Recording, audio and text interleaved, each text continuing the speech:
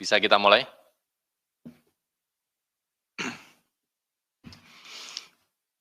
Bismillahirrahmanirrahim. Assalamualaikum warahmatullahi wabarakatuh.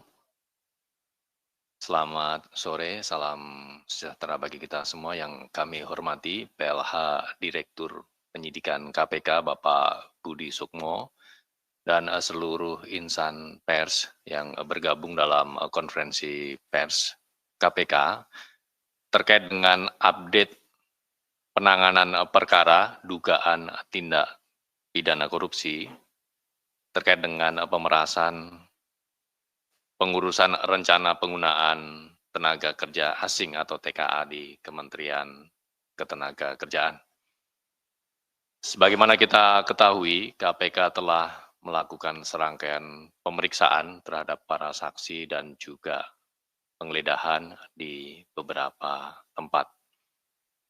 Bagaimana konstruksi perkara secara utuh dan pihak-pihak yang ditetapkan sebagai tersangka pada sore kali ini sebagai bentuk keterbukaan informasi publik, kami akan menyampaikan update penanganan perkara ini secara lengkap.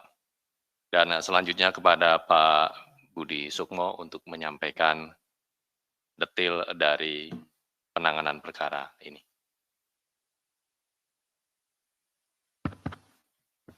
Bismillahirrahmanirrahim. Assalamualaikum warahmatullahi wabarakatuh. Terima kasih Mas Budi atas waktu dan kesempatannya. Selamat sore, selamat salam sejahtera kepada rekan-rekan jurnalis semua. Terima kasih atas kesediaannya menunggu. Pada sore ini KPK akan memberikan update terkait dengan penyidikan yang tengah kami tangani, yaitu khususnya terkait dengan dugaan tindak pidana korupsi pemerasan dalam pengurusan rencana penggunaan tenaga kerja asing di Kementerian Ketenagakerjaan, dan juga dalam hal ini ada dugaan juga penerimaan gratifikasi kepada para pejabat di Kementerian Ketenagakerjaan. Perlu saya sampaikan bahwa per tanggal 19 Mei 2025, KPK telah menetapkan 8 orang tersangka terkait dengan tindak pidana korupsi yang saya sebutkan tadi di atas. Adapun ke-8 tersangka tadi adalah 1, Saudara SH. Beliau adalah Direktur Jenderal Pembinaan Penempatan Tenaga Kerja dan Perluasan Kesempatan Kerja.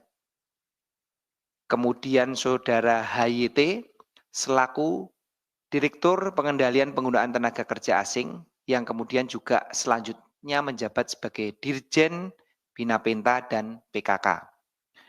Kemudian tersangka ketiga adalah Saudara WP selaku Direktur Pengendalian Penggunaan Tenaga Kerja Asing.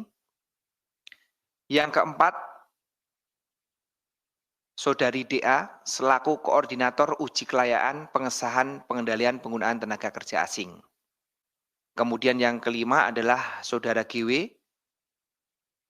selaku Kepala Sub Direktorat Maritim dan Pertanian Direktorat Jenderal Pembinaan Penempatan Tenaga Kerja dan Perluasan Kesempatan Kerja. Kemudian klaster yang ke-6 ini terdiri dari 3 orang. Jadi di dalam proses penyidikannya dari 8 tersangka tersebut hanya 6 sprindik saja yang diterbitkan, karena yang 3 orang ini yang terakhir ini jadi 1 sprindik saja, yaitu Saudara PCW, kemudian Saudara JS, kemudian Saudara AE. Semuanya adalah staf di Direktorat Pengendalian Penggunaan Tenaga Kerja Asing.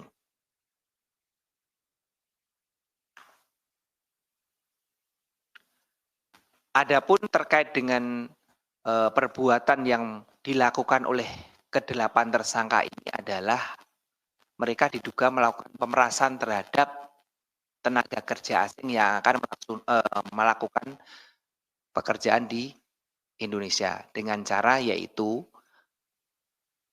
para tenaga kerja asing ini apabila akan masuk ke Indonesia untuk melakukan kerja akan meminta izin berupa, RPTKA. Nah, kewenangan pengelolaan RPTKA ini ada di Dirjen Bina Penta. Dari sini ternyata ada celah-celah di dalam pembuatan RPTKA ini, di antaranya yaitu harus ada wawancara.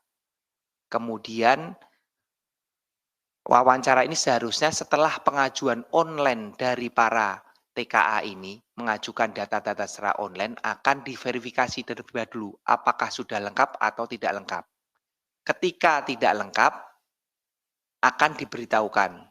Nah, pemberitahuan ini akan, berlangsung selama 5 hari saja. Ketika 5 hari belum ada perbaikan terhadap kekurangan lengkap administrasi, maka dianggap lagi harus mengajukan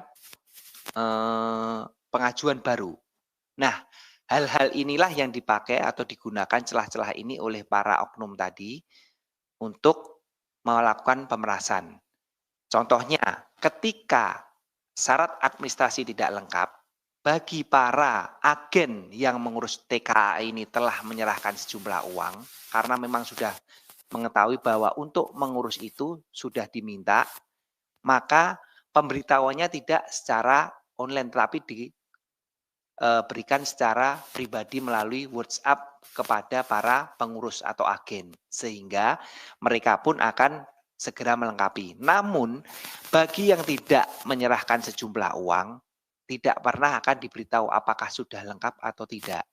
Sehingga hal ini menimbulkan, para agen itu akan mendatangi para oknum-oknum tadi. Kenapa kok kami izinnya ataupun pengajuannya belum ada pemberitahuan, baik disetujui ataupun tidak untuk ke tahap selanjutnya. Nah, dari sinilah kemudian oknum-oknum tadi yang staf yang paling bawah tadi, atas perintah dari atasannya berjenjang sampai dengan dirjennya, itu menentukan tarif-tarifnya. Berapa yang harus dipungut ketika perizinan ini bisa dikeluarkan. Nah, disinilah terjadi, prosesnya, permintaan sejumlah uang itu kepada para agen. Nah, dengan alasan bahwa supaya RPTKA dikeluarkan. Kenapa RPTKA ini, harus segera dikeluarkan? Ini juga merupakan celah yang juga bisa dibaca oleh oknum-oknum dari, Kemenakertran tersebut. Karena ketika RPTKA ini tidak segera diterbitkan dan para TKA ini telat untuk tidak, ditempatkan, akan mengalami denda dan dendanya cukup lumayan ya, per hari hitungannya. Seperti kalau, kapal telat untuk, berlabuh akan didenda per hari, dan hal inilah yang dimanfaatkan oleh, oknum-oknum dari Kemenakertran tadi untuk melakukan pemerasan atau permintaan sejumlah uang kepada para agen-agen yang melakukan pengurusan terhadap RPTKA. Ini adalah modus-modus yang digunakan oleh, oknum-oknum di Kementerian Tenaga Kerja untuk melakukan pemerasan. Sehingga para agen tadi mau tidak mau harus memberikan, kalau tidak ya mereka akan mendapatkan denda lebih besar daripada, eee, uang yang harus dikeluarkan untuk mengurus izin dari RPTKA tersebut. Kemudian dari proses pendidikan yang telah kita laksanakan, KPK telah melakukan serangkaian pemeriksaan baik kepada saksi maupun kepada tersangka, kemudian juga telah melakukan penggeledahan sekitar 15 lokasi yang telah kita lakukan penggeledahan. Dari, penggeledahan ini juga telah kita sita beberapa, barang bukti, di antaranya 8 unit, kendaraan bermotor roda 4, kemudian sejumlah uang baik dalam bentuk dolar, dolar Singapura, dolar Amerika, kemudian euro dan rupiah. Kami tidak bisa merinci secara detail, namun itu telah kita laksanakan penyitaan. Kemudian dari pihak-pihak saksi yang telah kita periksa, yaitu pihak-pihak yang menerima, juga telah melakukan pengembalian terhadap sebagian ya, bukan seluruhnya ya, sejumlah kurang lebih 5 miliar telah dikembalikan ke KPK untuk dilakukan penyitaan.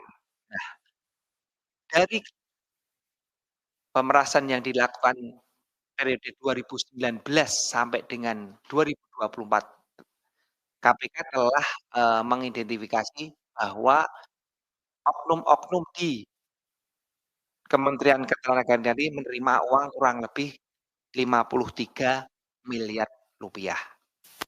Nah, untuk perinciannya dari tersangka-tersangka kami ke-8 tadi, jumlah yang mereka terima adalah kurang lebih,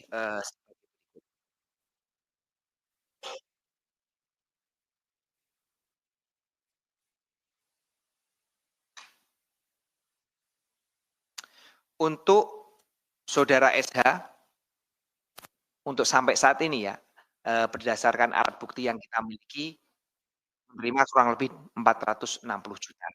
Kemudian saudara HY kurang lebih 18 miliar rupiah, kemudian saudara WP 580 juta rupiah, kemudian saudari DA kurang lebih 2,3 miliar, kemudian saudara GW kurang lebih 6,3 miliar, kemudian saudari PCW kurang lebih 13,9 miliar, kemudian saudara AE kurang lebih 1,8 miliar, dan saudara JS kurang lebih 1,1 miliar rupiah.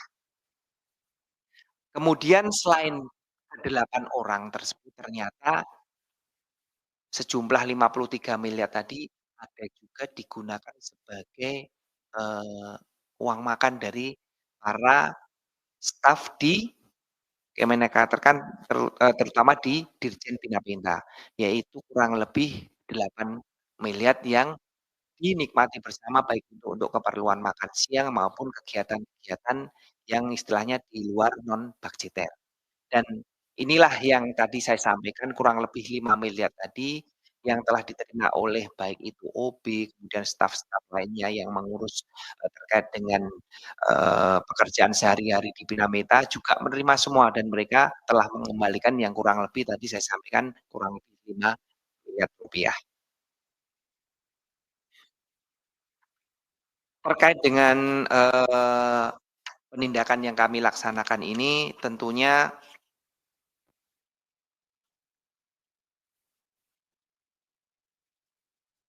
salah satu bentuk KPK, komitmen KPK untuk memperkuat pemberantasan korupsi yang berdampak langsung terhadap, perbaikan indeks persepsi korupsi. Kenapa kami sampaikan seperti itu? Karena dari SPI 2003 sampai 2024, Kemenaker, itu mendapatkan skor yang cukup tinggi yaitu 81,73, namun menurun di tahun 2024 menjadi 74,03.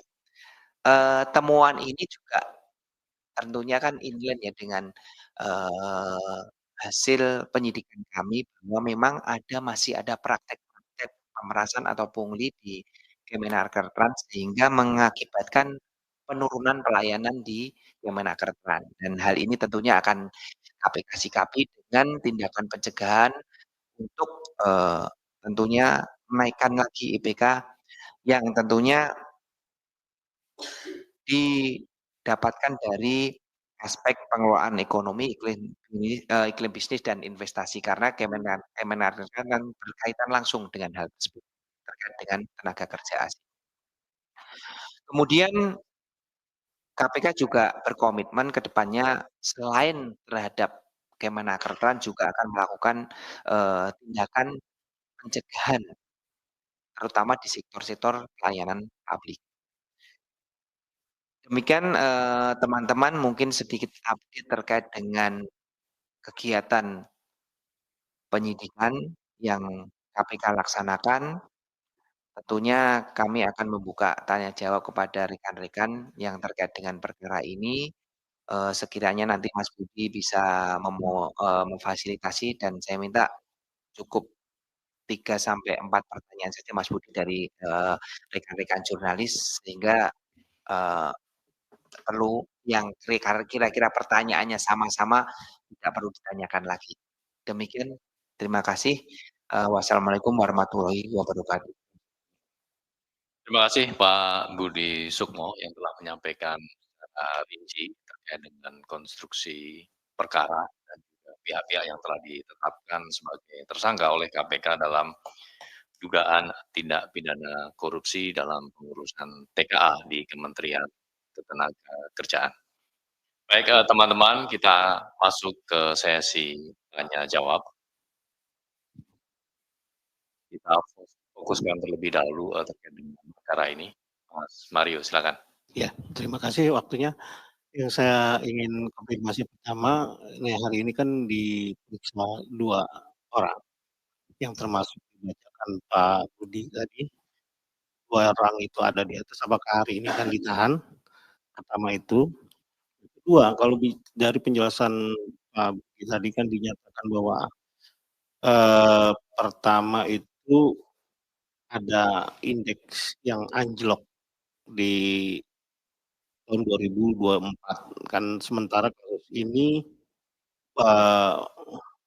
dimasukkan dalam 2021 sampai 2024. Sementara praktek Inapenta ini kan sudah jadi rahasia umum. Tidak hanya terjadi pada medio yang disebutkan tadi. Nah, kedua, kalau bicara soal pengurusan tadi, soal kelengkapan syarat TKA bekerja, saya rasa itu sejajar dengan kepengurusan data lain berkaitan dengan keimigrasian tentunya. Dia mau kerja doang, tapi tinggalnya di mana? Kan yang ngurusin pasti imigrasi gitu loh. Nah, apakah KPK juga melihat adanya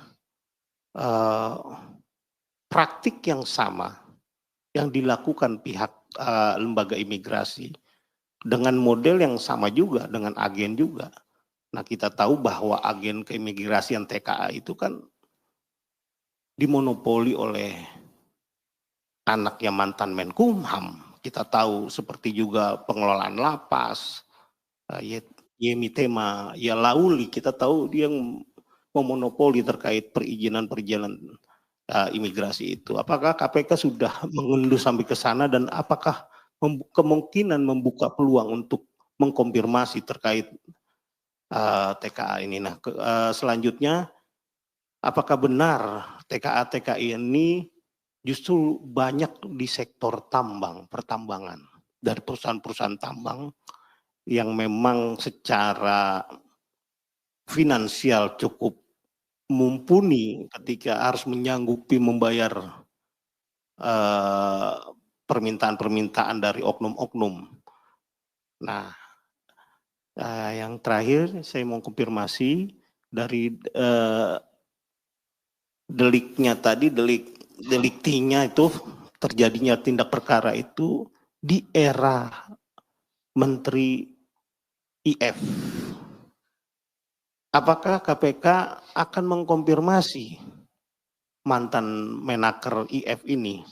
Sementara kemarin pejabat yang diperiksa Soehartono itu menyatakan bahwa setiap ada rapat kita report ke menteri pada saat itu.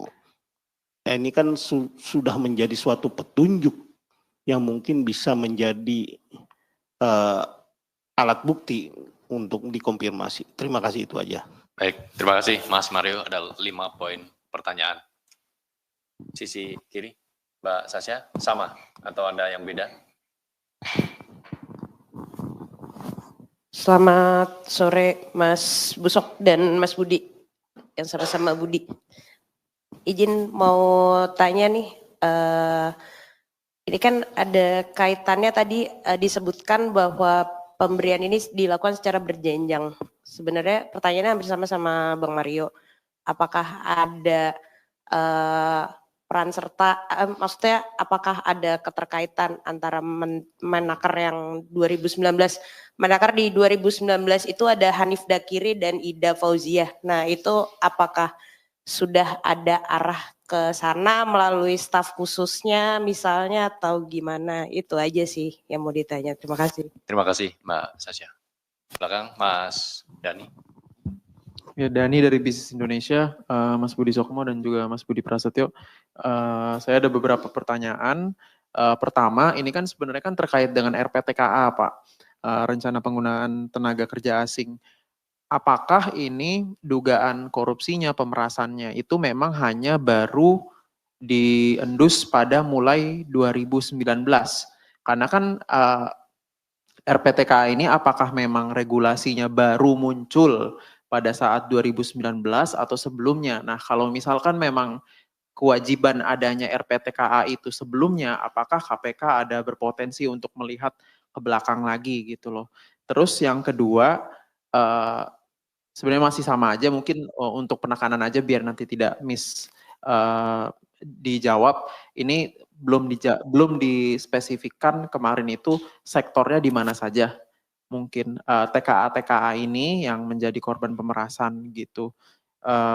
Terus yang ketiga soal ini jumlah agennya berapa ya, Mas Budi, yang diduga menjadi korban pemerasan gitu. Terakhir, ini kan tadi ada dibilangnya soal gratifikasinya ya, gitu. Apakah bisa dijelaskan lebih spesifik lagi itu gratifikasinya diberikannya itu apakah memang dari agennya juga diduga memberikan gratifikasi kepada oknum Kemenaker ini, ataukah memang ada pihak lain yang memberikan gratifikasi? Terima kasih. Baik, terima kasih. Kita respon dulu untuk 3 penanya. Silakan Pak. Mau tambah? Cukup ya? Oke.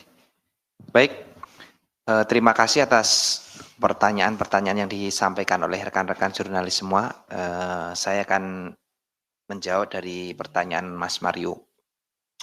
Pertama terkait 2 orang yang sore ini kita periksa dan memang ada 2 orang yang saya sebutkan tadi, apakah akan dilakukan penahanan atau tidak. Untuk sejauh ini saya sampaikan belum untuk dilakukan penahanan terhadap keduanya.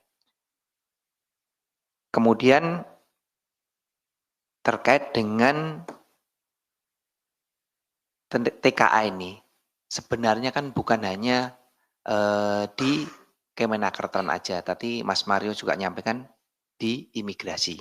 Nah, apakah KPK sudah melihat tersebut di imigrasi? Nah, saya sampaikan Mas Mario, tentunya dugaan tersebut kami sudah sama dengan apa yang disampaikan Mas Mario, menduga bahwa hal tersebut tidak hanya terjadi di Kemenakertran, karena apabila hanya RPTK aja tentunya masih ada kelanjutan lagi yang perlu izin dikeluarkan untuk para tenaga kerja asing ini, ya tentunya di imigrasi. Nah, apakah KPK akan berpotensi untuk ke sana? Tentunya KPK akan berpotensi untuk ke sana karena apa? Ini juga termasuk dalam pelayanan publik tadi, Om Mario, supaya IPK kita nanti juga apabila pelayanan publik nanti benar-benar clear dari hulu sampai ke hilir, bisa meningkatkan IPK kita. Dan apakah KPK sudah mengendus terkait dengan ke sana? Sejauh ini kami sudah mempunyai indikasi ke sana. Dan kami akan terus mengembangkan ke mana saja hilirnya dari perizinan ini. Tentu saja tidak hanya cukup di hulunya saja. Ini sudah juga kami antisipasi dan kami cari alat buktinya untuk menuju ke sana, Mas Mario. Kemudian TKA ini yang banyak di Indonesia itu dari sektor apa saja. Nah, untuk dari ini kami belum secara pasti mengklasterkan dari mana-mana saja, namun dalam proses ke depan akan kami klasterkan dari sektor mana aja sih yang paling banyak. Apakah memang benar memang dari sektor tambang dan memang dalam periode tahun tersebut memang sedang berkembang-kembangnya. Apakah itu inland dengan TKA yang masuk ke Indonesia. Nah, ini akan kita lakukan sensus terhadap TKA dan agen-agennya, dari agen apa saja yang melakukan pengurusan dan TKA apa di bidang apa saja yang paling banyak. Kemudian sama terkait dengan menteri, apakah ada KPK potensi untuk sampai ke menteri atau melakukan klarifikasi kepada menteri? Tentunya sama, dugaan ini tentu ada. Tadi sudah saya sampaikan bahwa ini adalah gratifikasinya diterima secara berjenjang. Apakah ada petunjuk ke arah yang paling atas di kementerian tersebut? Sedang kami perdalam dalam proses penyidikan. Nanti akan tetap akan kita klarifikasi apakah hal tersebut sampai ke level paling atas di Kementerian Ketenagakerjaan. Itu akan pasti kami laksanakan. Mas Mario, Mbak Sasya, sama Mas Dani pertanyaan sama ya. Tentu akan kami klarifikasi itu semua terkait dengan temuan-temuan kami pada proses penggeledahan yang telah kami laksanakan. Untuk dugaan pasti kami akan menduga hal tersebut dan tentunya akan kita buktikan nanti dengan alat-alat bukti yang kita temukan dalam proses penyidikan. Kemudian Mbak Sasha tadi sudah saya sampaikan juga ya, berjenjang ya dari Pak Menteri Hadi sampai IF, ya tentunya pasti akan kita klarifikasi terhadap beliau-beliau terkait dengan praktek yang ada di bawahannya, karena secara manajerial tentunya beliau-beliau adalah pengawasnya. Apakah praktek ini sepengetahuan atau seizin atau apa, perlu kita klarifikasi. Hal tersebut sangat penting untuk kita laksanakan, sehingga memang nanti kalau apa yang akan kita laksanakan ke depan, upaya pencegahan juga inland dari atasnya juga sampai ke bawah, satu perintah bahwa memang itu Menteri bersih juga insya Allah ke bawahnya akan bersih. Nah, apakah ini nanti indikatornya bagaimana akan kita cross check lagi, akan kita klarifikasi dengan alat-alat bukti yang kita temukan dalam proses penyidikan.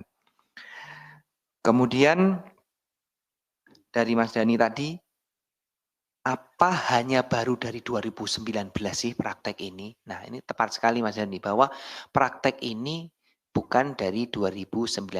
Dari hasil proses pemeriksaan yang kami laksanakan, KPK laksanakan, bahwa memang praktek ini sudah berlangsung sejak tahun 2012.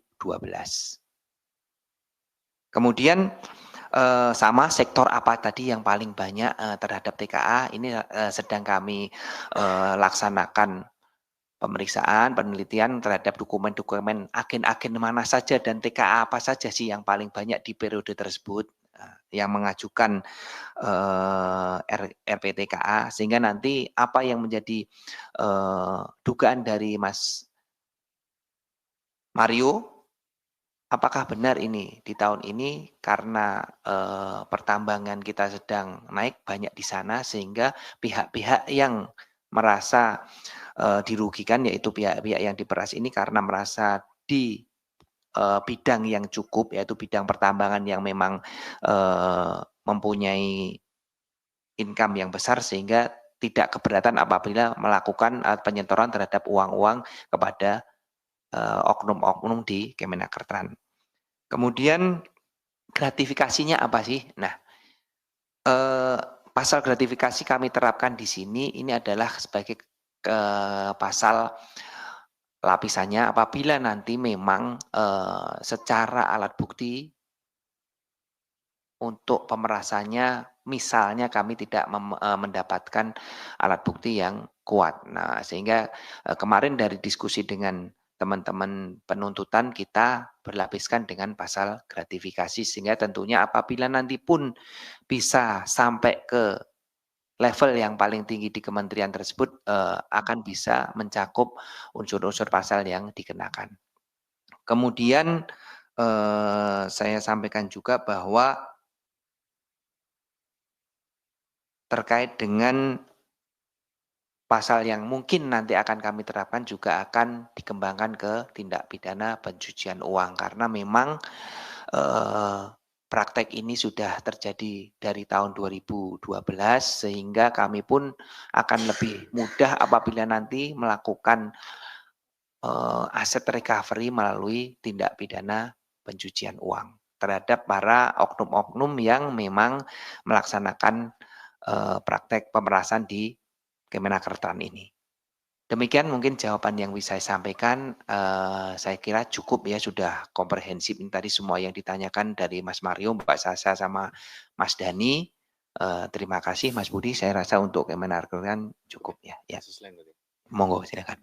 Baik, terima kasih Pak Budi Sukmo yang telah merespon dengan lengkap seluruh pertanyaan dari teman-teman, dan kami kira juga sudah cukup lengkap ya konstruksi perkara terkait dengan Kemenaker yang hari ini kami sampaikan. Baik, pada sesi berikutnya kami akan membuka sesi tanya jawab untuk perkara lain.